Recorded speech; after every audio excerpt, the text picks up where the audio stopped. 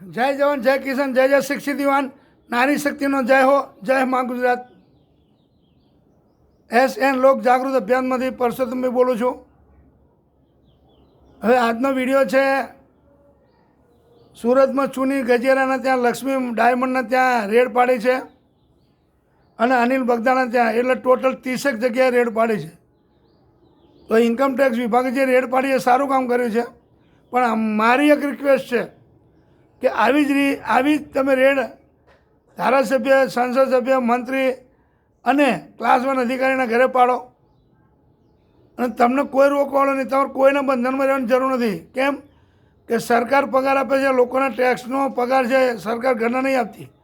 લોકોના ટેક્સ આવે એમાંથી તમને પગાર ચૂકવે છે. અને બીજું, તમે તમારી મહેનતથી નોકરી મેળવી છે, કોઈએ કંઈ તમને ડાયરેક્ટ ઘરે બોલાવીને નહીં આપી દીધી.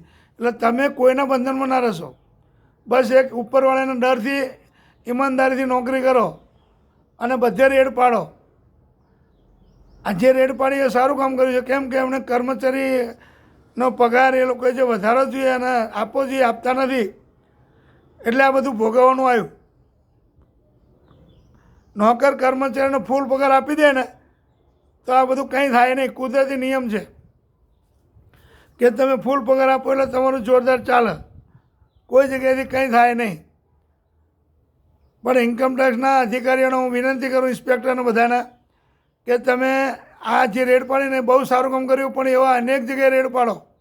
પણ કેવા ધારાસભ્ય, સંસદ સભ્ય ચાલુ છે, મંત્રી ચાલુ છે, હાલમાં નથી, માજી જે છે પૂર્વ, બધાના ઘરે રેડ પાડો. એટલું બધું સોનું ચાંદી રૂપિયો મળશે ને કે જેની કોઈ હદ નહીં. આપણો આખા દેશનું દેવું ચૂકતા થઈ જશે. અને એની તપાસ કરીને એ રેડ પાડો, એવી મારી રિક્વેસ્ટ છે. અને તમારે કોઈને ડર નથી, કોઈના રમકડો બનવાનું નહીં. તમારે પોતાની રીતે તમે રેડ પાડો, તમને કોઈ કાઢી નહીં શકે. તમે ઈમાનદારીથી સેવા આપો. ગમે ત્યાં ધારાસભ્ય, સંસદ સભ્ય, મંત્રી હોય, ચાલુમાં હોય, માજી મંત્રી હોય, માજી ધારાસભ્ય હોય, માજી સંસદ સભ્ય હોય, ક્લાસ 1 અધિકારી હોય, IPS, IAS, ત્યાં રેડ પાડો. 100% તમે એમ કહેશો કે ના, ખરેખર વાત સાચી, એટલું મળશે, સોનું ચાંદી રૂપિયો, જેની કોઈ હદ નહીં. એટલે આ કરો, બહુ સારામાં સારું કામ છે. તમે જે કામ કરો બહુ ઈમાનદારીનું કામ, પણ સાથે સાથે અમે કીધું એ પણ કરો.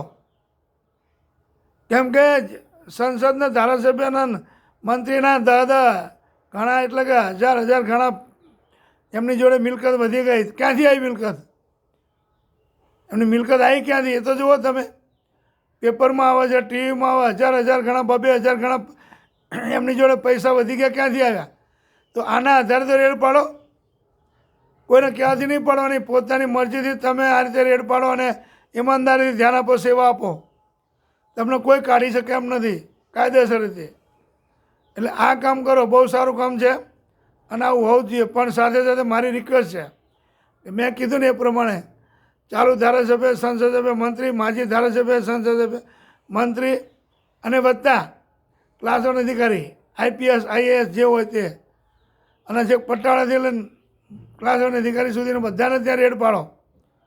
એટલે એટલો બધો પૈસો, એટલો રૂપિયો, એટલો સોનું ચાંદી દાગીના એટલે મળશે ને જેની કોઈ હદ નહીં. લગડીઓ મળશે, લગડીઓ. અને એમણે ક્યાં ક્યાં જમીન રાખી, 200 કે એ જુઓ, એની તપાસ કરો. જમીન ક્યાંથી, ક્યારે લીધી, એટલે બરાબર તપાસ કરો પૂરેપૂરી. તો આની અંદર પબ્લિકને ન્યાય મળશે અને તમારું કામ જે કરવાનું ઈમાનદારીથી એ પણ સારું થશે. જય જવાન જય કિસાન જય જય શિક્ષિત યુવાન નારી શક્તિનો જય હો જય મા ગુજરાત.